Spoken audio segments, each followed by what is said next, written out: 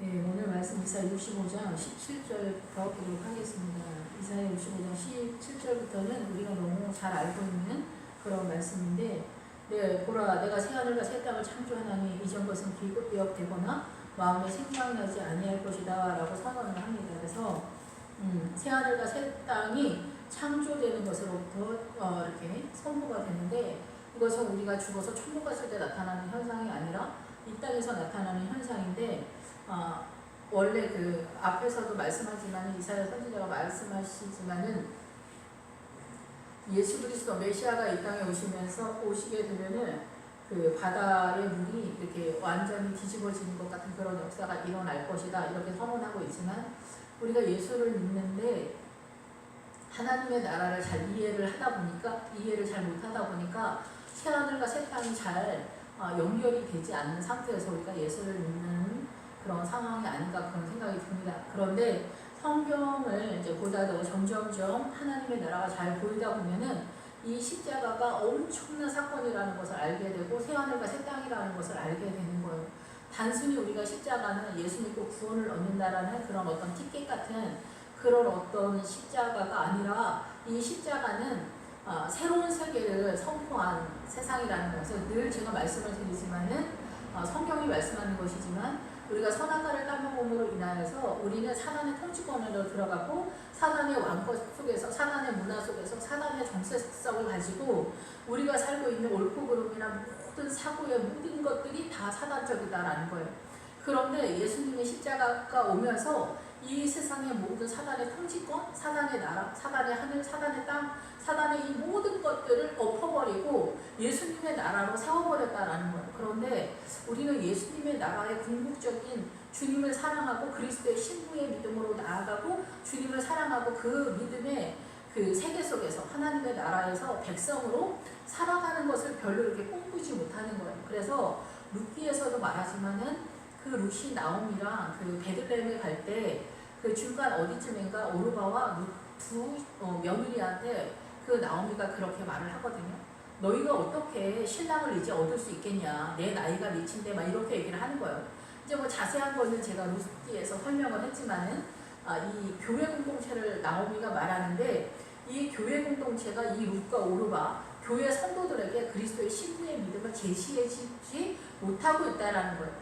물론 이거는 이제 출발선상에서 약간 그런 건 있지만, 나중에 오르바가 교회 공동체니까 교회 공동체 믿음이 성숙되어졌을 때는 또다시 다른 세계를 설명하긴 하지만, 우리의 믿음이 이렇게 가난하다. 전체적으로 대한민국의 현재 다른 나라는 뭐 얘기할 게 없겠죠. 이미 다른 나라도 많이 그 복음이 지나간 자리에 더 성숙함으로 나아가지 못하고 이렇게 저급한 데에서 구원을 얻는 거에서 안착을 한 상태였다 보니까 이 예수 그리스도의 십자가가 어떻게 하나님의 나라를 세웠는가가 보이질 않는 거예요. 그래서 우리는 선악과를 따먹음으로 인하여서 사단의 문화권에 들어오고 사단의 왕권 속에서, 사단의 문화 속에서 이 사단의 정체성을 갖고 있는데, 예수 그리스도의 십자가가 왔다는 것은 예수님의 왕권이 세워지고 하나님의 나라가 세워지고 하나님의 하늘, 하나님의 땅, 예수 그리스도의 이 세계가 선포가 됐다는 거예요. 그러면 우리는 이 하나님의 나라에 진입이 돼요. 진입되는 그것이 뭐냐? 물과 성령으로 거듭나는 건데, 그런 나라가 나타나게 되면 어떠한 세상이 나타날 것인가에 대해서 오늘 본문이 설명하고 있는 거예요. 예수님의 나라가 오면은 새 하늘, 저 하늘도 변하고 땅도 변한다. 어디서 변할까요? 우리의 심령 속에서 그 복음의 나라를 이해한 만큼 세워진다는 거예요. 그래서 보라, 내가 새 하늘과 새 땅을 창조하나니 이전 것은 기억되거나 마음에 생각나지 아니할 것이다. 사단의 범, 사단의 통치권, 사단의 왕권이 나의 심령 가운데서 전혀 감지가 안 된다는 거예요. 오직 내가 감지되는 건 뭐냐? 예수 그리스도만이 감지가 되는 거예요. 예수님의 왕권만, 예수님의 사랑만이 내가 감지가 되는 거예요.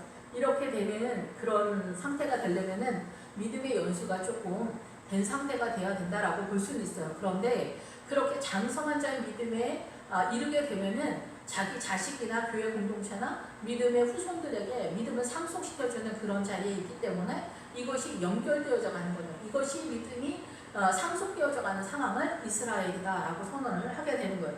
그래서 교회 공동체는 눈에 보이지 않는 하나님의 나라를 믿음을 상속시키는 그 일에 매진을 해야 되는데, 그것은 기도의 자리와 말씀을 잘 알게 되었을 때 나타나는 현상이다라고 볼 수가 있는 거죠.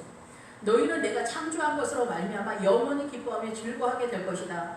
그러면 예수님께서 이 십자가를 통하여 창조한 그 하나님의 나라 예수 그리스도의 나라에 진입되지 않은 상태라고 한다면 즐거워할 수도 없고 기뻐할 수도 없는 거예요. 근데 우리가 예수님을 믿으면서도 그 예수님의 나라를 물과 성령으로 거듭나지 못했기 때문에 진입이 잘 안 되고 진입을 했다 하더라도 그 가나안의 7족속 중에서 여부스 족속이 말씀을 깨닫고 이 말씀에 관계된 사단의 세력을 말하는데 이 여부스 족속을 공격해 들어가야 되는데 이 여부스 족속을 공격해 들어가는 것이 성경을 깨닫는 거, 이 말씀 자체를 깨닫는 것인데 이것이 어렵다 보니까 우리가 이 문자적으로 스토리적으로만 성경을 이해하게 되는 거예요. 그러다 보니까 이 사단의 문화권 속에서 성경을 이해하니까 어때요? 이것이 힘이 약한 상태가 되는 거예요. 말씀을 온전히 깨달아서 성령님의 임재 가운데 나가면 아주 강력하게 되는데 또 우리가 믿음을 전체적으로 막 전가하고 잘하는 게 어렵잖아요. 그래서 이제 게으른 저의 입장에서 주님을 조금 주님께 제대로 못하고 있는 저의 입장에서 연합작전을 써야 되지 않냐 이런 생각을 좀 들어요. 그러니까 하나 이제 뭐 말씀에 탁월한 사람, 기도 열심히 하는 사람, 뭐 봉사 많이 하는 사람 이런 사람들이 어우러져서 이 온전히 하나님의 나라로 어우러지는 그런 시스템이 되면은 우리가 보다 더 조금 은혜가 이렇게 깊어지고 또 이렇게 서로 이렇게 하나님의 나라를 은혜로 잘 나누어서 이렇게 하면 좋을 텐데 이렇게 항상 연약한 데가 많다 이런 생각이 듭니다.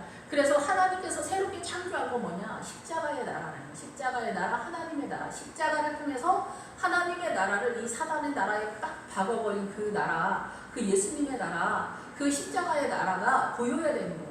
근데 우리는 출발할 때 예수님이 엄청 잘 보이는 것 같은데 사실 최종적으로 마지막에 주님이 더 잘 보이는 거예요. 처음에 예수님이 엄청 잘 보이는 것 같은데 정말 보이는 거는 마지막 종착역에서 잘 보이는 것 같아요. 깨닫는 게 늦되기 때문에 그런지 모르지만 그래서 술방리 아가서에서도 그 나의 사랑, 나의 그 신랑은 얼굴이 희고도 붉다라고 이렇게 출발해. 그래서 우리 주님은 처음에 우리가 예수님을 따라갈 때 우리 주님 희고도 붉다. 예수님은 순결하고 그 붉은 십자가로 우리에게 다가와. 제일 먼저 십자가부터 보고 뛰게 되거든요. 그런데 그 십자가가 최종적으로 우리한테 뭘 말하는지를 알게 됐을 때는 기절하는 상황이 된다는 거죠. 하나님의 나라에 대해서. 예, 그 하나님의 나라, 예수님의 나라를 주님이 창조한다는 거예요. 십자가로 이 사단의 문화권에서 이 십자가로 말뚝을 막아 버리는 거예요. 그래서 이 예수님의 나라의 세계 열방의 모든 그리스도의 신부들이 집결하게 되는 거예요. 이 십자가가 뭐냐 도대체? 예수님이 누구냐 도대체? 이러한 것들을 십자가를 통해서 나의 사랑은 그 얼굴이 희고도 붉은 그 십자가를 보고 먼저 출발을 하는데 이 나라에 진입하고 보니까 여기는 사랑이 엄청난 나라인 거예요. 그리고 이 사단의 문화권에서는 꿈도 꾸지 못했던 어마어마한 것들이 나타나게 되는 거예요. 그것이 무엇인가? 이제 이사야 65장에서 이렇게 예수 그리스도가 오면 그 나라가 어떻게 나타날 건지 내가 얘기해 줄게 라고 이사야 선지자가 얘기하는 거죠. 그래서 그 예수님이 창조한 그 나라, 십자가로 세우는 그 하나님의 나라에 진입하게 되면은 너희들은 기뻐하고 즐거워할 것이다. 이 세상에 그 어떠한 것으로도 기뻐하고 즐거워할 수 없는 주님의 나라에서의 기쁨이 나타나게 될 것이다 라는 거예요. 그래서 보라 내가 예루살렘을 즐거운 성으로 창조하며 그 백성을 기쁨으로 삼고 그래서 예루살렘 성은 시온성을 얘기해요. 하나님의 입장에서 하나님의 거룩한 임재가 있을 때는 시온성으로 표현을 하게 되는 거고 우리 입장에서 성도의 믿음으로 선언할 때는 이 예루살렘 성이라고 얘기하는데 이 예루살렘 성은 뭐냐면 교회 공동체를 얘기하는데 이 예루살렘은 교회 공동체이면서 계시록에서 보면은 아버지에게로부터 내려오는 신부들이 준비한 성이라고 해요. 아버지에게서 내려오는데 왜 준비를 신부들이 하느냐? 이거는 이 예루살렘 성이 말하는 건 뭐냐면 성도들이 그 믿음의 그 결정체를 얘기하는 거예요. 그래서 최고의 믿음을 갖고 있는 사람들이 이 예루살렘 성이라는 거예요. 이거는 최고의 믿음을 갖고 있는 사람들이 이 최고의 믿음을 보석같이 드러낸다는 거예요. 그런데 그 은혜가 아버지 하나님에게서부터 나오는 거지. 우리가 늘 고백하잖아. 하나님의 사랑을 고백하잖아.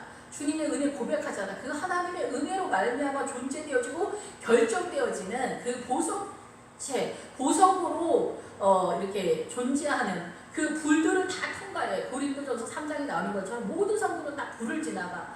그래서 정금같이 나오는 거야. 그 정금 같은데 사람마다 믿음의 색이 다 틀려서 보석이 수만 가지로 나타나는 거예요. 그 수만 가지의 보석이 바로 계시록에 나오는 이 새 예루살렘 성이라는 거예요. 그래서 거기는 예수 그리스도의 성전인데 성전이 보이지 않는 거. 어린 양의 성전인데 성전이 안 보여. 왜 그래? 신부들이 이 어린 양이 화된 거예요. 어린 양 화되는 거예요. 예수 그리스도 화돼서 이게 이 사람의 심령 속에 나오는 이 성도들의 마음 속에 나오는 것이 예수님인지 성도인지 모를 정도로 저 부부가 있는데 부부는 우리 똑같다라고 하잖아요. 근데 저 부부는 말하는 것도 똑같구만. 정신세계가 똑같아. 외모는 틀리겠죠. 남자와 여자니까. 그런데 저 부부는 정말 똑같아. 이렇게 얘기할 때 뭐예요? 이 정신 상태를 말하잖아요. 이 믿음의 상태, 그 믿음의 내용이 너무 똑같은 거야. 신부가 예수님의 세계를 너무나 많이 가지고 있는 거야. 그래서 술람미 여자가 내가 계달의 장막 같을지라도 내가 솔로몬의 희장가 같다라고 이렇게 출발선상에 그러지만 나중에는 그 솔로몬이 나의 신부는 어떠하다 할 때 보석으로 막 휘어 감아줘버리는 그 찬란한 보석 같은 믿음을 찬양을 하거든요.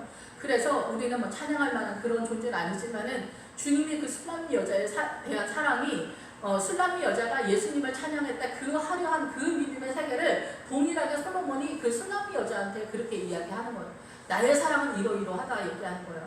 나의 신부는 이러이러하다라는 그 얘기를 하는 거예요. 그것이 바로 주님이 세운 창조한 나라, 그 나라가 세워진다는 거예요. 이 사단의 문화권에서 예수 그리스도의 십자가를 통하여 하나님의 나라가 이 사단의 나라에 박혀진 역사적인 날이고 어마어마한 사건인데 이 나라에 들어갔을 때 이 허접한 사단의 속임수 속에서 우리가 막 이리 뛰고 저리 뛰고 하면서 돈이 없어서 가슴 절절히 하고 막 이런 가난함이 주님을 더 알게 되면 될수록 죽을 만큼 미칠 만큼 죄송하면서도 감당할 수 없는 순간이 나타나게 되는데 그것이 또 우리는 개인이어서 이렇게 지속적이지 못하고 순간인 것 같아요. 저 같은데 순간처럼 지나가. 주님의 은혜가 순간처럼 지나가. 막 그 열망하고 또 열망하지만 늘 부족한 것 때문에 미쳐버릴 것 같은 우리 모든 성도들의 그 마음이 있잖아요. 주님의 신부들, 주님을 사랑하는 그 생명의 길을 가는 사람들에게 그 애달음이 있잖아요. 주님에 대한 그 애달음. 왜 이럴까? 나는 왜 이렇게 부족할까? 이 세상에서. 그래서 그 룻이 그 예루살렘 성에 입성했을 때 그 보리 이삭을 죽는 그 보리 이삭의 기본 어근이 폭풍이 치다 회오리가 치다 그런 뜻이거든요. 주님을 사랑하는 그 길이 이렇게 폭풍이 치는 것 같고 회오리가 치는 것 같은 그 길에 나 홀로 가는 그 생명의 길이 이렇게 처절하고 몸서리 칠 만큼 아파. 우리에게는 그렇게 아파. 그런데 그 아픈 만큼도 주님의 사랑의 그 강도가 그렇게 세. 그래서 주님을 사랑하는 그것을 포기할 수 없어. 가기도 힘들지만 되돌아보면은 그 아득한 사망의 그 길에서 나는 다시 그 길로 갈 수 없는 자기 자신을 또 발견하면서 오늘도 또 하루 생명의 길에서 오늘도 또 나는 날마다 죽는 사도 바울의 고백을 하면서 나아가게 되는 거죠.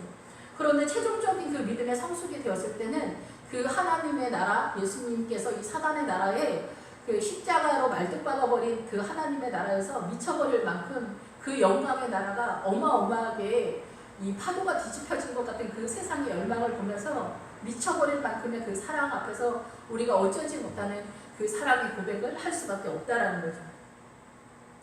그래서 내가 이 예루살렘 성을 즐거운 성으로 창조하고 그 백성을 기쁨으로 삼는다. 주님의 영원한 로망이 그 사람이죠. 성도들이잖아요.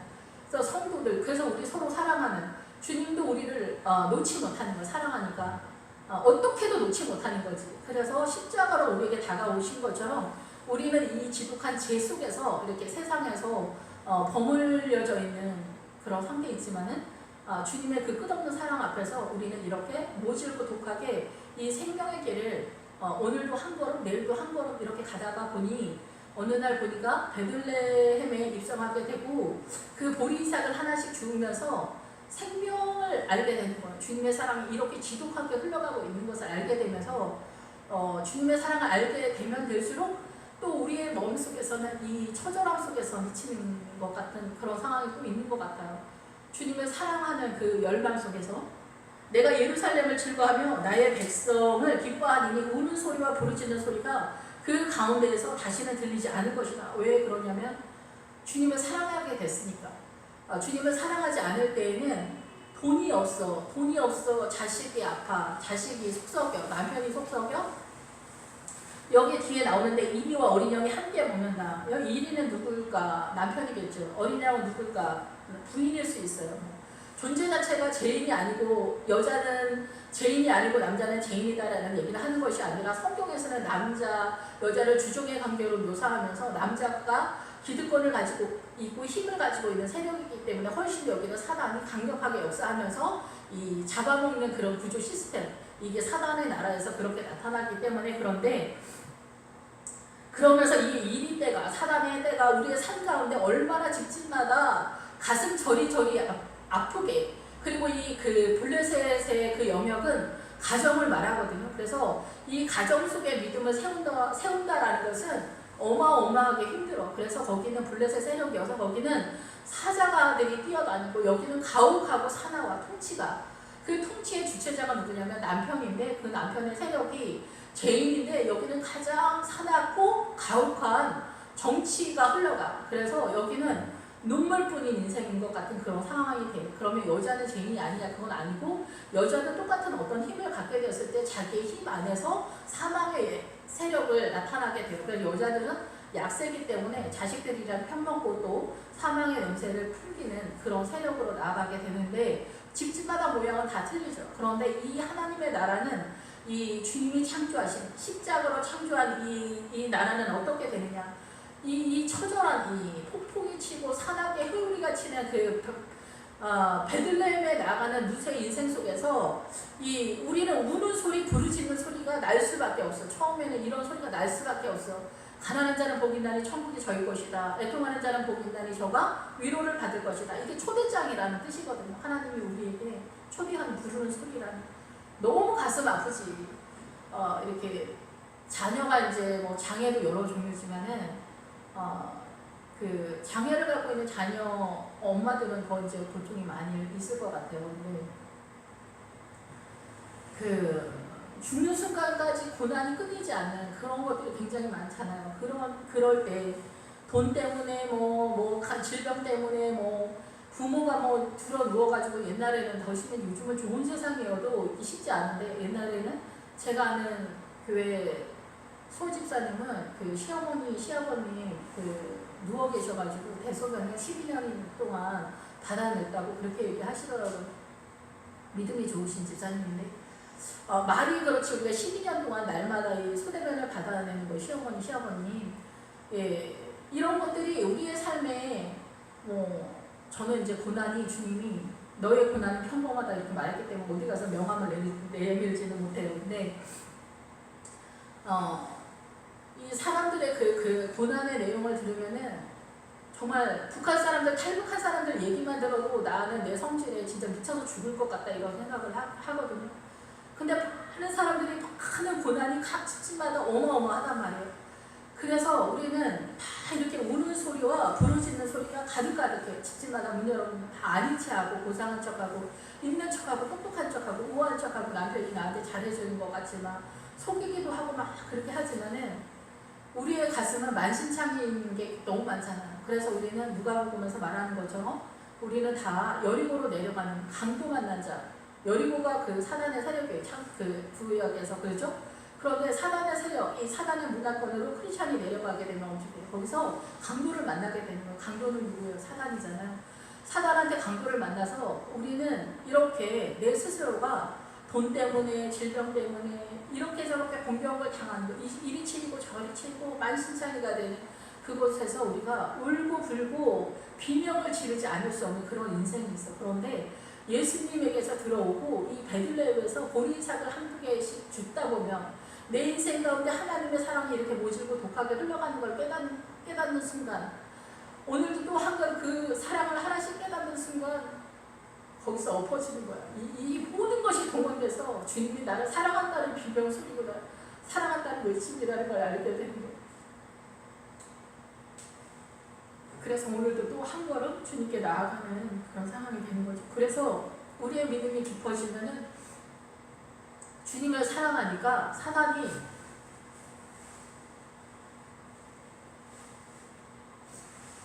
사단은 죄가 없으면 공격을 못하게 되어 있거든요.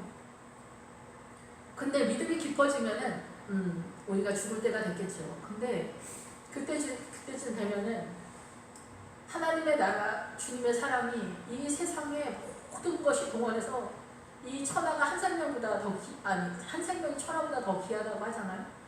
이 우주 만물의 모든 것이 주님이 나를 사랑하는 그 외침과 소리로 내가 너를 이렇게 사랑한다고 날마다 외치는 소리라는 것으로 들리게 되는 그런 상황이 되는 거예요. 그래서 거기는 날수가 많지 못하여 죽은 어린이와 수완이 차지 못한 노인이 다시 없을 것이다. 곧 백세에 죽는 자를 젊은이라 하겠고 백세가 못되어 죽는 자는 저주를 받을 자입니다. 저주를 받는 게 아니라 시시하다 이런 뜻인데, 어쨌든 오래 산다는 얘기가 아니라 네가 이루어야 할 것들을 못 이루고 죽는 일이 없을 거야. 너의 믿음이 이렇게 세워져 갈 거야 라는 얘기인데, 그것에 대한 믿음의 내용이 그 밑에 있어요. 우리 각 가정마다 믿음을 세우는 것이 얼마나 가혹하고 잔인하고 너무 사납죠. 그래서 이제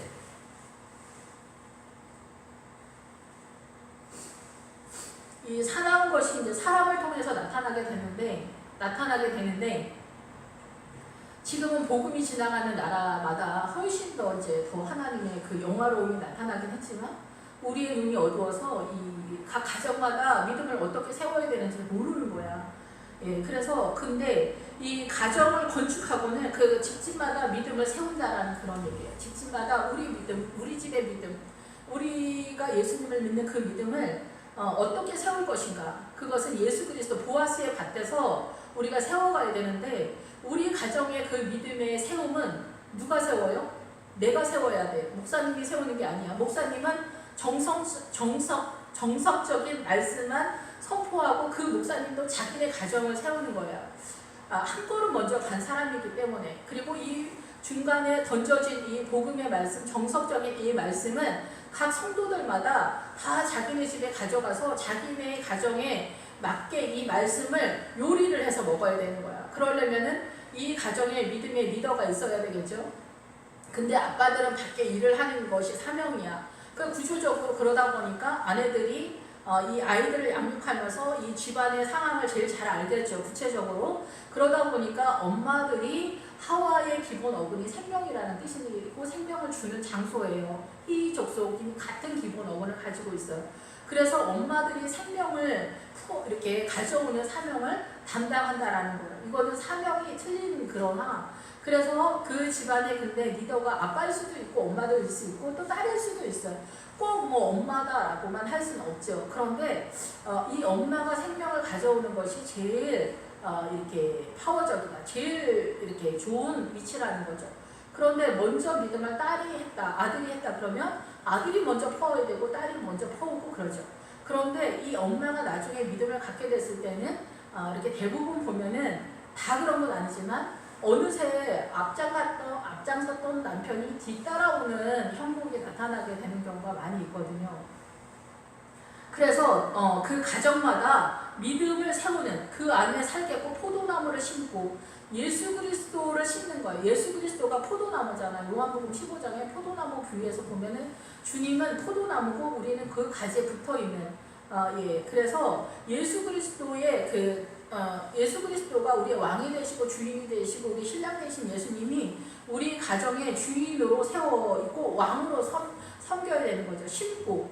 그래서 이게 예수님을 조금씩 알아간다는 그런 의미가 있잖아요. 우리가 나무를 심으면 하루하루 자라가는 것만큼 이 포도나무가 자라가는 것만큼 내가 주님을 그만큼 점점점 알아가간다는 거죠. 그 열매를 먹으면 하나님 나라의 열매를 먹으면서 이 믿음의 가정이 세워지는 거예요. 그래서 각 가정마다 믿음의 영적 리더가 다 있어야 돼요.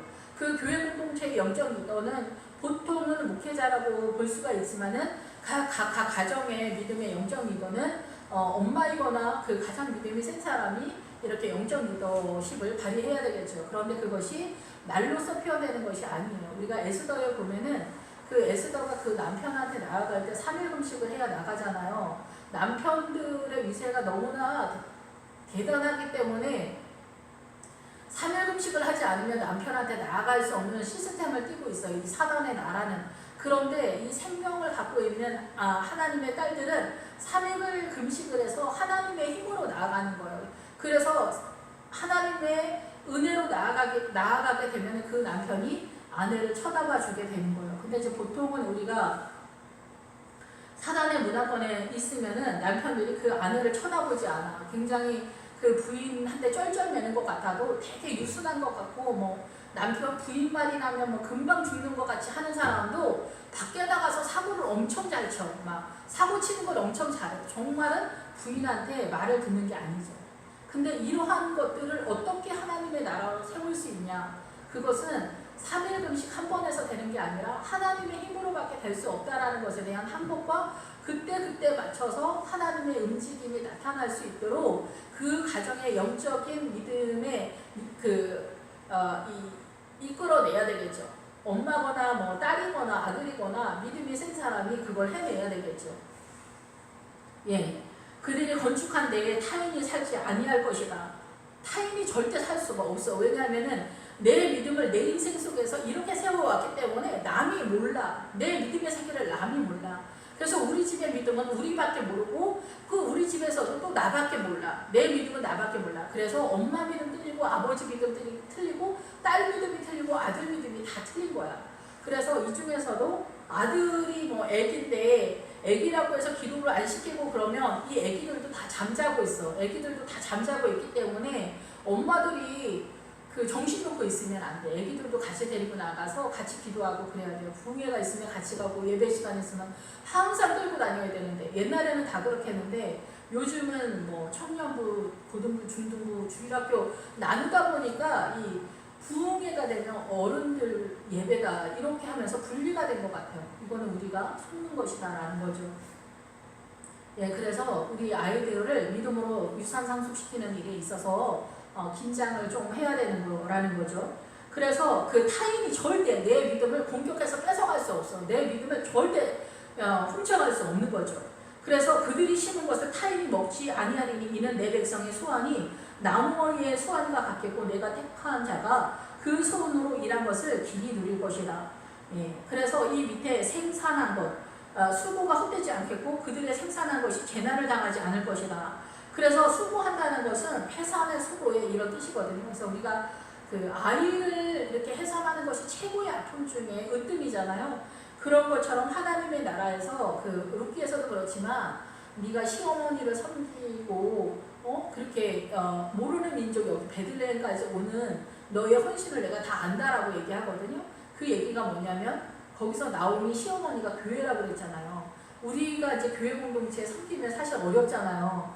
사모님도 가끔 이상할 때가 있는 것 같아. 목사님은 오늘 왜 저러셔? 막 이럴 때가 있잖아요. 다 죄인된 입장이다 보니까 툭툭툭 이상하게 막 나타날 때 있잖아요. 그럴 때 힘들고 어려울 때 막 이렇게 우리가 교회에 섬기고 이런 게 어려울 수 있어요. 주님이 다 아신다라고 그렇게 말씀하시거든요. 그런 것만큼 해산의 수고처럼 네가 교회 공동체를 섬기고 나를 이렇게 따라서 이렇게 베들레헴까지 온 거 나 다 알고 있어 라고 이렇게 예수님께서 말씀하신다라는 거죠. 네가 일한 그 모든 것들을 길이 누릴 것이다. 영원한 복을 내가 너희에게 줄 것이다 라고 이렇게 이야기하시는 거예요. 여호와의 복된 자의 자손이여 그들의 후손도 그들과 같을 것이다. 너희들이 너희의 자손들에게 이렇게 믿음을 상속시켜주면은 너희 자녀들도 이렇게 행복할 수밖에 없어. 울 일도 없고 슬플 일도 없고 비명 지를 일도 없을 거야. 너희들이 내 품 안에만 들어와. 너희들이 나에게로만 와. 하나님의 나라 안에서만 있어. 그러면 내가 너희들을 품고 안고 너희를 아프지 않게 할 거야. 내가 품어줄 거야. 너희들 절대 다치지 않을 거야. 너 놀래는 일이 없을 거야. 깜짝 놀래는 일이 없게 해줄 거야. 라고 이렇게 말씀하신다라는 거죠. 주님도 저한테 그렇게 말씀하신 적이 있어요. 진짜 내가 너를 놀라게 하지 않을 것이다. 정말 그렇게 말씀하신 적도 있고 저는 뭐 놀라는 일이 없었던 것 같아요. 교통적인 그런 것이나 뭐 이런 거에서 예. 그런데도 저는 믿음이 이렇게 좋은 사람은 아닌데 말 많고 탈 많고 뭐 이런 사람인데 하나님은 늘 우리에게 그렇게 하지 않을 거다. 그리고 내가 너희를 생명으로 이끌어 줄 거야. 그런데 우리는 세상을 꿈꿔서 이렇게 슬프거나 우울한 날들이 있을 수 있어요. 그런데 그런 것들에 그 허망한 것들을 깨닫게 되면서 이제 하나님의 나라가 더욱더 깊고 강력하게 세워지게 되면은 그런 모든 것들이 내 마음속에서 생각나지도 않고 기억도 안 될 거라는 거죠. 오직 예수님의 나라로. 그래서 나는 너희가 부르기 전에 응답해 줄 거고 말을 마치기 전에 내가 들을 거야. 너희들의 마음속에 있는 것에 대해서 내가 너희들 기도하기 전에 시작하기 전에 이미 내가 너희들 기도 다 들어주려고 하고 있을 거야. 이미 이런 상태 이런 수준에 온 사람들은 그 기도가 다 무슨 기도겠어요. 주님 사랑하는 거, 하나님의 나라, 생명 섬기는 거, 하나님의 나라 확장시키는 거, 그런 일을 하는 거죠. 그래서 룻기에서도 그 룻이 보아스랑 결혼할 수 있는, 우리 뭐 휴거 타령 굉장히 많이 하잖아요. 휴거하고 싶으면은 교회에서 잘 섬기고 이 생명, 예수 그리스도의 생명, 성도들이 생명을 다 잘 얻을 수 있도록 잘 섬기면은 뭐 보아스랑 결혼하는 거죠. 결혼하게 되는 그 믿음이 되는 거죠. 그러면 당연히 휴거가 되는 거죠. 우리가 그 휴거의 믿음을 잘 모르니까 막 만들려고 해요. 내가 흰옷을 막 만들려고 하는데 그렇게 하면 안 되고 자기의 삶 가운데서 날마다 주님의 뜻을 따라가는 것을 하다 보면은 흰옷을 어느 순간 입게 되고 주님과 결혼하게 되는 그런 믿음에 이르게 되는 것이죠. 예. 예, 오차가 이제 크게 없게 하기 위해서는 기도하는 것과 말씀 보는 것, 예, 이런 것들, 그리고 내 삶 가운데 아무리 힘들고 어려워도 주님께서 나를 사랑하시는 그 외침의 그 소리를 그때그때마다 들을 수 있는 그 목자 되신 예수님의 소리를 들을 수 있는 귀가 또 열려야 되겠죠. 사단의 소리가 아니라. 이제 마지막에 우리가 너무나 잘 알고 있는 말씀 25절 나옵니다. 이리와 어린 양이 함께 먹을 것이며 사자가 소처럼 짚을 먹을 것이며 뱀은 흙을 양식으로 삼을 것이니 나의 성산에서는 해함도 없겠고 상함도 없으리라 여호와께서 말씀하시니라. 이 말씀은 우리가 죽어서 천국 갔을 때 나타나는 말씀이 당연히 아니겠죠. 성경 말씀은 천국 가서 나타나는 현상은 거의 나오지 않아. 왜냐면 우리가 가면은 뭐 딱 보면 알 테니까, 다 알게 되니까. 성경은 이 땅에서 우리가 천국을 이루어야 할 것들에 대해서 보통 다 말씀하시잖아요. 99%. 이리와 어린 양은 제가 이게 약간 예를 들어서 설명하는 거라고 생각하시면은 이해하기가 편할 것 같아요. 이리와 어린 양이 함께 먹는다. 함께는 연합하다 그런 뜻이거든요. 그래서 이리와 어린 양은 남편과 아내가 하나가 된다라고 보면은 딱 맞는 것 같아요. 우리가 복음 안에 들어가면은 복음 안에 들어가기 전에 그리고 예수 믿어도 남편과 아내가 하나 되는 게 매우 어렵죠. 죽기 전에 절대 이거 이루지 못하는 사람이 90%가 넘는단 말이에요. 90%가 뭐야? 거의 99% 같아.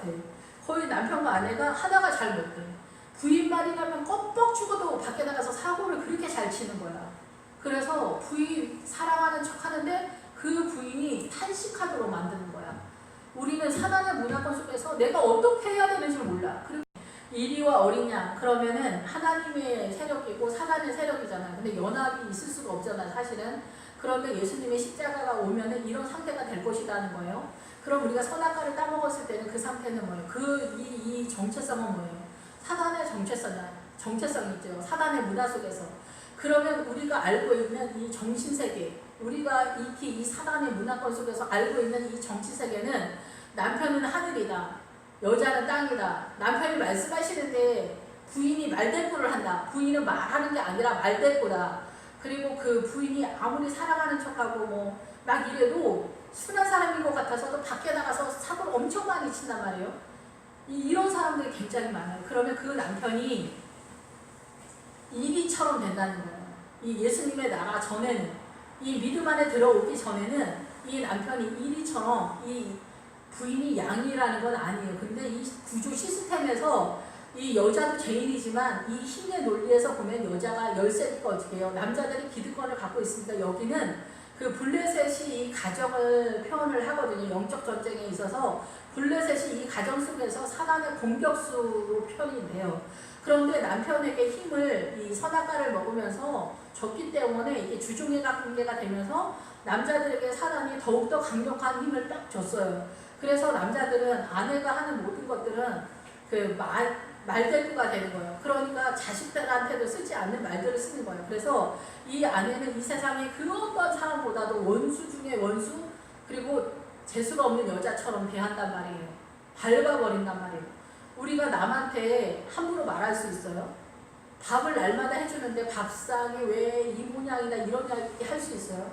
그렇게 할 수 없잖아요. 빨래해주고 청소해주고 자기네 집에 가서 애 낳고 그 부모도 다 섬겨주고 이런 사람이 세상에 어디 있어요? 이런 사람이 있으면 우리 집에 와서 이렇게 해주는 사람이 있으면 우리 어떻게 해야 돼요? 날마다 큰 절을 12번도 더 해야 되잖아. 그렇지 않아요? 그런데 우리는 어떻게 돼요? 밟아버린단 말이에요. 땅이라고 생각하면서. 이런 사단의 시스템, 이것이 이 사단의 문화라는 거예요. 이 부부의 세계 속에서. 그래서 할아버지 할머니들은 더 완전한 세계에 있어요. 양반 쌍는 그런 정신 상태를 갖고 있기 때문에 거기는 사단이 더 묶어버리는. 지금은 그나마 조금 낫다고 하더라도 지금도 낫진 않아요. 근데 약간 지금은 틀린 게 뭐냐면은 여자들이 직업을 갖게 되면서 힘의 원리가 평등해져 가는 상태가 됐어요. 그래서 여자들이 너 아니면 내가 죽냐 이런 상태가 된 거예요. 이것도 하나님의 나라가 세워지는데 좀 무리가 돼요. 이 주종의 관계가 옳다는 것이 아니라 조금 헷갈리실 텐데 그것이 옳다라는 것이 아니라 이 여자들도 힘의 논리에서 밟히지 않았을 때 하나님의 나라를 잘 이해를 못해요. 남자들은 또 자기가 대장놀이 하지만 밖에 나가서는 대장이 아니야. 근데 안에 들어오면 대장이야. 그것이 늘 말씀을 드리지만 아브라함이 애굽에 내려갔을 때 자기 부인을 바로 한테 빼앗기잖아요. 그래서 그것이 뭐냐면은 자기 아내를 세상 사람들처럼 밟아주는 거, 그리고 노예처럼 생각하는 거, 하게하는 거, 말대꾸 한다라고 얘기하는 거, 무시하는 거, 이런 것들이 다 죄라는 얘기예요. 그런데 이것이 죄라고 깨달은 아브라함이 이 아내를 이제 사람 취급하는데 온전히 사람 취급하는데 100세가 됐어요. 아비멜렉이 그때 떠났거든요. 25년 걸렸다는 거예요. 내가 아내를 사람 대접하지 않는 만 가지를 하나하나 깨달아서 다 깨달은, 얼추 다 거의 깨달은 상태가 100세라는 거예요. 그래서 그 100세쯤 되었을 때는 주님이 그 아브라함한테 그렇게 말씀하세요. 사라가 말하는 모든 것을 들어라. 이렇게 얘기하시거든요. 그러면 사라도 뭐 다 하나님의 나라는 아닐 거 아니에요. 뭐 여기 엄청 복잡해. 근데 어쨌든 여자 얘기 지금 여기서 안 한다고 쳐. 그냥 일단 여기에서. 그런데 이 아브라함이 아내에 대해서 이제 다 맞춰주고 사람으로 생각하는 그런 수준이 됐다라는 얘기죠. 그래서 여러분 그 남자와 여자가 있어. 사람과 사람이 있다고 생각해봐. 우리 집에 와가지고 평생 동안 나를 위해서 생명 다해서 섬겨주고 밥 해주고 빨래하고 청소하고 온갖 걸 다 해준다고 생각해봐. 너무 고맙지. 그렇지 않아요? 그런데 남편들이 어떻게 생각해? 이리처럼 아내를, 이것도 다 종류의 차이가 있는데 성격이 까칠하고 대단하신 분들은 어마어마하잖아요.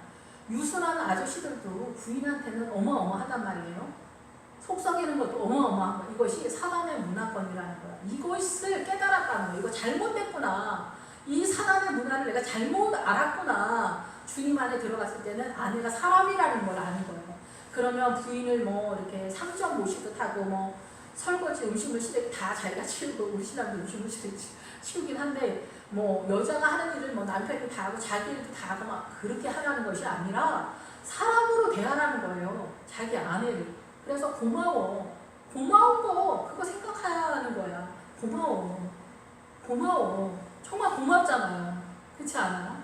우리 집에 와 시집 올 때 돈 싸가지고 와서 뭐 이것저것 다 막 준비해서 와가지고 우리 엄마 아버지 잘 못해도 섬겨주고 명절에 와서 하고 못하든 잘하든 신용이라도 하잖아. 너무 고맙잖아. 그런데 우리는 여기서 어떻게 생각하냐면 며느리 노릇을 제대로 못한다.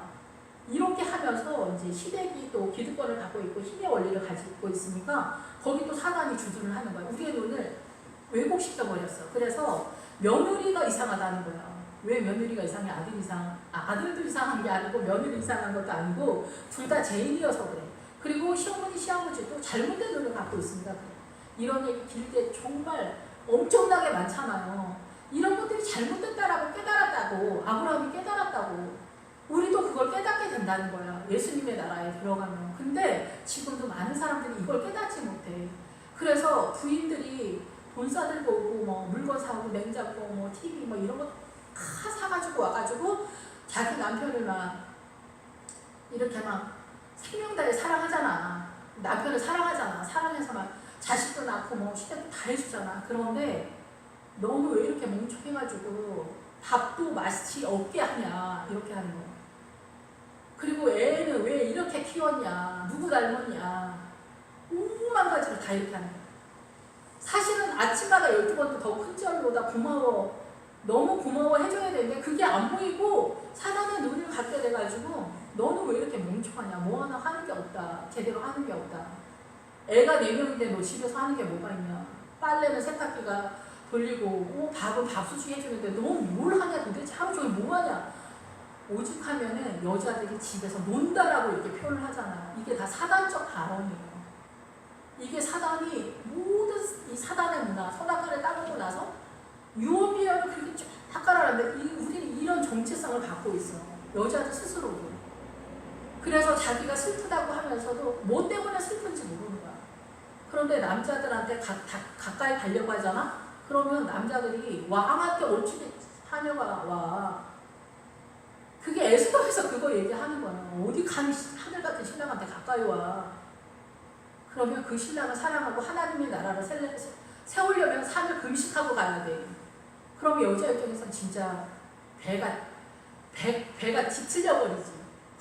야, 너 없어도 괜찮아 막 이러잖아. 요즘 같지만 직장이 막 있을 때는. 그러니까 하나님의 나라가 더 안 이루어지는 거야. 옛날에는 또 복음이 없었으니까 남편이 밟으면 밟은 대로 칫소리도 못하고 칠거지약으로 가는 거야. 애모다도 쫓겨나, 시기질투에도 쫓겨나, 병들어도 쫓겨나, 부모를 못 모셔도 쫓겨나.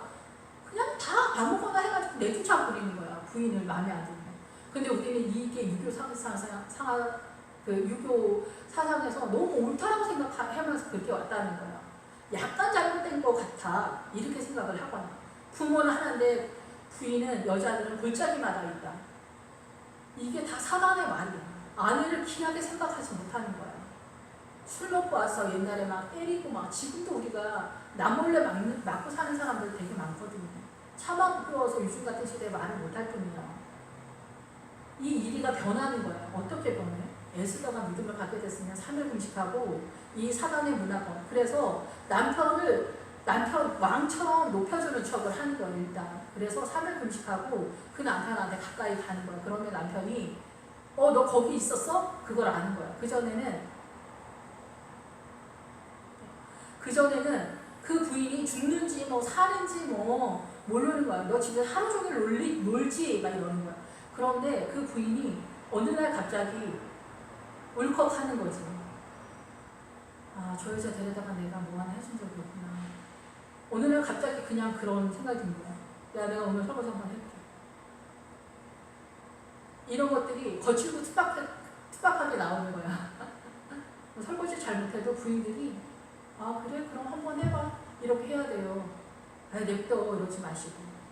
그게 그 남편의 사랑이야. 지금 수준에서 최고의 사랑인 거야. 자기가 표현할 수 있는 최고의 사랑인데 아내가 그럴 때 눈치를 채야 되는데 눈치를 잘 못 챌 수도 있어. 우리는 하던 식으로 어색하니까. 그래서 이 이리가 어린 양이 되는 거예요. 이 어린 양이 되는 거예요. 하나님의 나라의 사람이 된다 이거야. 하나님의 소속의 사람이 되는 거야. 그래서 내가 아내한테 말대꾸라고 했던 게 죄구나. 내가 아내를 무시했던 것이 죄구나.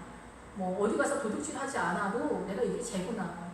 밖에 나가서는 엄청 호인인 척하면서 집에서는 부인을 지잡듯하고 막 아침부터 저녁까지 잔소리하는 아저씨들도 그렇게 많더라고요. 병이지 병 진짜. 어마어마한 이런 것들이 변한단 말이에요. 근데 그게 25년 걸려. 25년. 아브라함이 75세 때 애굽에 내려갔어요. 가나안에 입성하자마자. 가나안에 입성하는 어마어마한 믿음 속에서 출발하는 게 마누라를 함부로 대하면 안 되겠구나. 이 마누라가 정말 고마운 사람이고 나 하루에 큰절 12번씩 해야 되는 사람이었었구나. 정말 고마운 사람이었구나. 이거를 깨달았어. 75살에. 그런 다음에 100살에 그 아비멜렉이 떠나는 거야. 얘기 복잡하니까 뭐 어쨌든 이렇게 오래 걸려. 내가 마누라를 막 밟아버리는 종류가 수만 가지인데 그거 하나하나 뭐가 잘못됐는지를 깨닫는데 25년 걸리는 거야. 하나님의 나라가 세워지는데 이렇게 오래 걸려. 하나님의 나라는 별게 아니야. 사랑하는 거야. 고마운 거를 고마운 줄 알아야 돼. 네가 시집와서 우리 집에 시집와서 한 게 뭐가 있냐. 이런 소리 엄청 잘하잖아. 날마다 아침, 점심, 저녁 밥 해주는 거 본인이 한번 해봐. 그렇게 할 수 있어? 아침, 점심, 저녁 하니까 얼마나 어려운데. 반찬 날마다 새롭게 하는 게 얼마나 어려운데. 세탁기가 뭐 빨리 다 한다고? 애기들은 뭐 그냥 끝도 없는 이 일들을 하는데 모르는 거야. 그게 자기가 안 해봐서 전혀 모르는 거야. 그러니까 남편들은 일주일에 한 번씩 밥하고 청소하고 이렇게 그 부인이 얼마나 힘든지 좀 아는 것도 좀 헤아리는 것 같아요. 여자들은 근데 일하는 거를 그것도 차이가 있지만은 여자들은 일하는 걸 그렇게 어려워하진 않아요. 그래서 사명이 생겨서 그런데 그거는 그렇고 어쨌든 그러면서 그렇게 되면서 예수님의 십자가의 믿음이 생기면 출발할 때 잘 안 보여 이게. 근데 아브라함이 75세 때 깨달았다고 하잖아요. 75세 때 이거를 부인이 고마운 사람이라는 걸 깨달았는데 에스더가 남편한테 급한 일을 먼저 같이 다가가야 돼. 급한 일이 생겼어. 금식을 했어. 주님을 의지했어. 여러분 급한 마음이 생기면 금식하면서 남편한테 다가가면은 이 남편이 아브라함의 이 발언을 75세 되기 전에 죽을 때 하는 거 아니고 그동안 미안해서 이렇게 죽으면 진짜 때려 죽이고 싶어. 그거 아니고 죽을 때 하는 거 아니고 젊었을 때 할 수 있도록 여러분이 에스더처럼 금식하면서 나가세요. 그러면은 빨리 여기 하나님의 나라가 빨리 속도가 나는 그런 선택가 되는 거죠. 그런 다음에 사자가 소처럼 짚을 먹을 것이다. 얘가 좀 안 좋긴 한데 우리 뭐 사는 게 다 그렇죠. 뭐 사는 게 다 가정이기 때문에 이렇게밖에 예를 들 수 없는 입장을 이해해 주시길 바랍니다. 사자가 소처럼 짚을 먹을 것이다. 이 블레셋의 세력 속에 아버지들이 사자로 나오는데 이 블레셋의 사자가 등장해요. 사사기에 보면 사자가 등장하는데 사자는 갈길갈길 찢어 갈긴다라는 그런 뜻이에요. 이 사자가 이 집안에서 이런 통치를 한다는 거예요. 아버지들이 그 아내와 자식들한테 이런 사자 같은 통치를 한다는 거예요. 그래서 아이들이 아버지를 엄청 무서워해. 그 기운 때문에도 무서워해. 그리고 엄마한테도 막 폭력을 쓰고 막말하고 엄마가 아무리 화를 내도 만만한데 아버지가 한번 화내면은 아무리 순한 아버지라도 막 사자가 뛰어다니는 것 같이 느껴져. 그러니까 아버지들은 힘이 세잖아. 아무리 순애신 분들이라도 엄청나잖아요. 그러니까 여기는 사자가 뛰어다니는 것 같은 거예요, 집안에. 그러니까 이 아이들이 너무 무서운 거야. 아빠가 너무 무서운 거야. 그래서 아빠랑 엄청 친한 척 하더라도 유사시에는 도망갈 차세를 한다든가 이런 식이야.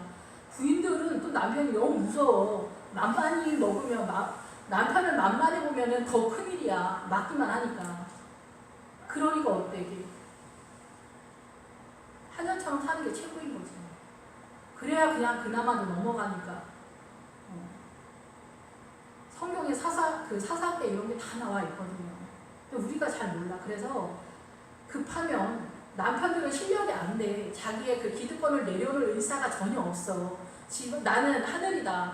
남자가 집안의 가장이다. 이거 내려놓을 의사가 없어. 내가 그거 내려놓으면 마누라가 나를 금방 죽일 것 같이 느껴. 나 무시하고 신경끼고 내가 여차하면은 부인이 어떻게 하고 세상 사람들도 무슨 남자가 마누라한테 그렇게 막 무시하고 신경낄 것 같아. 이런 모든 것들 있으면서 허세가 떨고 막 가루가 쩔어. 이거 못 내려놔. 급하게 못 내려놔.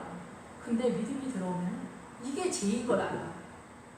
사자처럼 자기가 부인한테 행동했던 거, 딸들한테 막 사자처럼 왔다 갔다 했던 거, 술 먹고 숙주정했던 거, 이런 게 말 세게 했던 거, 욕했던 거, 이런 모든 것이 죄라는 걸 알아. 여기가 이 가정의 최고의 가혹하고 사나운 통치가 일어나요. 이 세상에 그 어느 나라의 통치보다도 가혹한 통치가 가정 속에서 나타나는 거예요.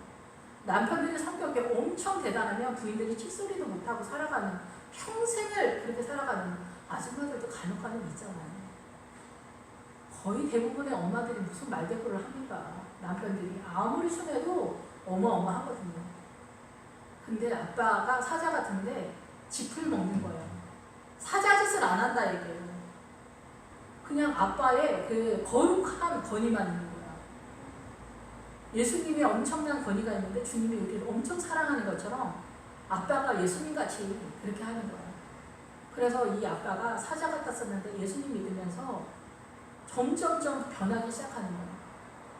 수없이 많은 그 공포정치에 대왕인 사자 같은 우리 아빠가 술도 점점점 안 드시더니 담배도 끊으시더니 어느 날 갑자기 내 생일을 10년 만에 아시면서 용돈을 10,000원을 주신다던가 이런 일들이 벌어지는 거예요. 내 생일이 오는지 가는지도 모르고 나 어렸을 때는 뭔 생일 있으면 먹을 게 없어서 뭐 옛날 얘기하면서 막 면막 주고 그러시던 아빠가 네가 있어서 너무 행복하다 이런 말을 갑자기 지나가면서 한번 던져준다거나 사랑한다는 말을 너무나 어색하게 진짜 모두 다 막 어색하게 해서 우리 모두 다 다시는 그런 소리 하지 마세요 할 만큼 막 그렇게 하신다던가 사랑을 표현할 줄은 몰라서 근데 이러한 것들이 점점점 익숙해지고 세련돼지는 거예요. 그래서 아빠가 용돈도 이렇게 너무나 뭐 자주 쉴 필요는 없지만 정말 정확한 때에 기회를 잘 포착해서 주면서 사랑이 서로 쌓아져 가는 그런 가정이 되는 거예요. 주님을 사랑하게 되는 거예요. 예수님의 십자가가 이 사단의 문화권 속에 하나님의 나라가 우리 가정에 세워지면은 이렇게 어마어마한 나라가 우리 가정 속에 있는 거예요. 그 엄마 아빠도 울컥한 거지. 나 어렸을 때 주님 알지 못하던 시절에 내 가난한 어린 시절에 내가 어떻게 살아왔는가 그게 생각이 되면서 내가 엄마 아빠 때문에 그렇게 눈물을 흘렸던 세월이 내가 내 자식들한테 어려서 그렇게 했구나.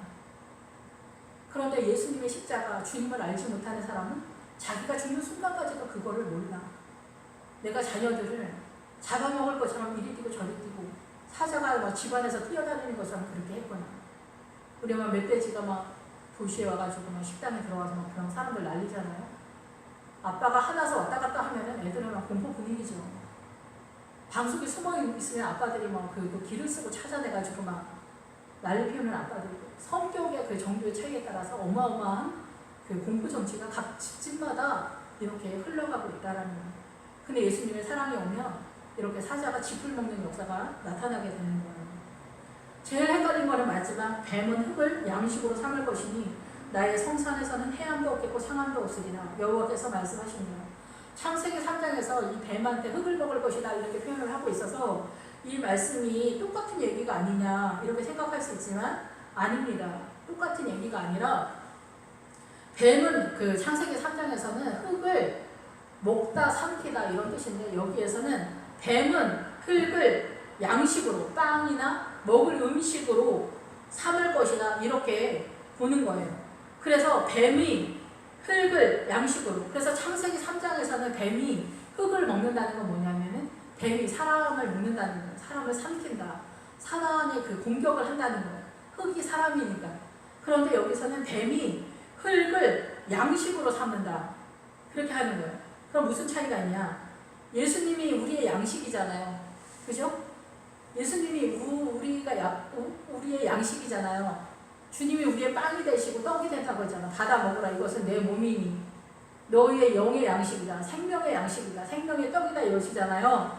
그런데 뱀은 흙을 양식으로 먹는다라는 거는 잘 들으세요. 저도 설명을 잘 할 수 있을지 모르겠어요. 뱀은 앞에서처럼 이리와 사자가 사단의 공격을 받은 사람들의 어떤 행동 양식이라고 볼 때 이 뱀도 그런 거예요. 뱀도 이 사람이 뱀짓을 하는 거예요. 뱀짓을 하는데 흙이 양식이라는 거예요. 그래서 사람이 양식이다. 그래서 이 여기서 그 사자나 이리 같은 그런 사단의 공격을 받고 있는 사람들이 사람한테 양식이 있는 거예요. 사람한테 양식. 무슨 양식? 엄마가 믿음의 사람이거나 집사님이거나 권사님이거나 아니면 아들이, 남편이 믿음을 갖고 있어. 그러면 그건 뭐예요? 양식이잖아. 생명의 양식이잖아. 흙이 생명의 양식인 거.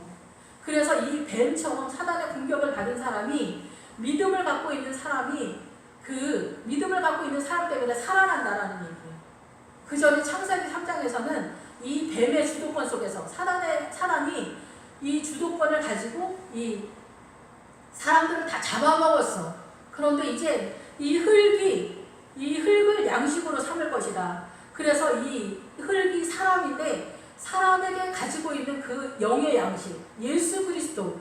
그래서 사단의 세력에 있는 사람들이 믿음을 갖고 있는 사람을 통해서 살아나게 되어지는 그런 구조를 띠게 된다라는 거죠.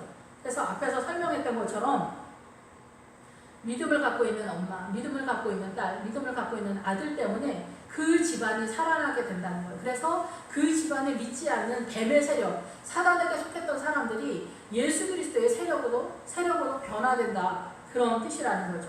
그래서 나의 생산에서는 죄와 악이나 이런 것도 없고 상함도 없으리라. 멸망당하거나 상처나 악함이나 파괴되거나 이런 것들이 없을 것이다. 그래서 궁극적으로 주님의 성사는 예루살렘 성, 바로 믿음으로 예수님께 나아가는 사람들이다. 그 공동체다라는 거죠.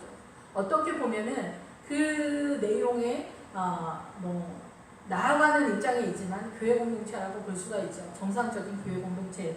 그래서 여호와께서 말씀하셨느니라. 그래서 이 사단의 문화권에서 하나님의 나라가 예수님의 십자가를 통하여 이렇게 딱 세워졌잖아요. 십자가를 통해서 세워지게 되면은 이제 우리가 울부짖고 탄식했던 그 사단의 모든 세력이 물러가면서 이렇게 예수 그리스도를 통하여서 우리 가정 속에 궁극적으로 교회의 목적은 뭐냐면 각 가정이 믿음으로 세워지는 거잖아요. 예, 그래서 이 이리와 어린 양이 함께 먹을 것이며, 예, 그래서 이리 같았던 신랑이 어린 양처럼 된다는 얘기고, 사자 같았던 아빠가 소처럼 짚을 먹는 것 같이. 소 무서워하는 사람 거의 없잖아요. 네, 특성질은 좀 소가 있긴 있는데 어쨌든 소처럼 그렇게 유순한 그런 아빠, 그리고 하나님의 나라를 세워가는 아빠로 나타나게 될 거고, 뱀의 성질을 가졌던 모든 성도들이 그 예수 그리스도의 믿음의 세계, 영적인 생명의 양식을 갖고 있는 사람들을 통해서 이들이 하나님의 나라의 백성으로 변화되어지는, 전환되어지는 그런 상태가 나타나게 될 것이다. 이것이 십자가가 세워지는 그 상태에 그 하나님의 나라가 바로 새하늘과 새 땅이 이렇게 나타나게 된다라는 거. 그래서 주님이 십자가로 창조한 그 나라, 하나님의 나라가 이렇게 세워져 가고 있다는 거예요. 이것이 나라가 하루아침에 생기겠느냐. 우리의 믿음의 세력이 이렇게 그 성숙한 믿음이 하루아침에 생기지 않지만은 주님의 그 지독한 사람이 우리 인생 가운데 이렇게 한 걸음 한 걸음 가게 돼요. 저도 이제 50이 넘어가는데 50이 넘어가니까 이제 주님의 사랑 때문에 이렇게 절절해서 가는 그런 상태가 되는 것 같아요. 그러니까 저보다 빨리 뛰는 사람들은 뭐 그렇지 않은 사람들도 많이 있는데 어쨌든 정도의 차이는 있지만 이렇게 주님을 사랑하는 우리의 로망이 되시는 주님, 우리의 사랑이 되시고 우리의 모든 것이 되시는 주님이 이렇게 우리를 지독하게 사랑하시는 그 사랑이 우리의 가정 속에 이렇게 세워지는 것을 주님 말씀하고 있습니다. 교회의 목적은 각 가정이 이렇게 믿음으로 이리가 어린 양과 연합하고 사자 같은 아빠가 소처럼 이렇게 짚을 먹으면서, 짚은 이렇게 하나님의 나라의 그 뿔이잖아요. 네, 그리고 뱀의 세력들이 예수 믿는 사람들 때문에 이렇게 변화되어지는 나라로 세워져 간다는 것을 말씀하고 있습니다. 기도하겠습니다. 할렐루야. 주님, 참 좋으신 주님, 우리 너무나 부족하고 연약하고 또 낭망하고 주님의 나라의 길이 잘 보이지 않아서 헤맬 때가 있습니다. 오늘도 또 하루 또 아픈 가슴을 쥐어뜯으면서 살아가는 성도님들이 있을 텐데 부족하고 연약한 남편이나 자식을 보지 않고 그 자식들을, 그 남편을 하나님의 나라로 세워가고 생명으로 이끌어내시기를 원하는 주님의 사랑을 보면서 오늘도 이렇게 나오미를 섬기고 예수님의 나라를 섬기기 위해서 오늘도 한 걸음 나아가는 그 수고와 헌신을 주님이 다 알고 있다라고 이렇게 말씀하시는 그 음성 들으면서 오늘도 그 생명의 길을 가는 것에 또다시 일어날 수 있는 우리 성도님들 다 될 수 있도록 주님 축복해 주시옵소서. 예수님의 이름으로 기도했습니다. 아멘.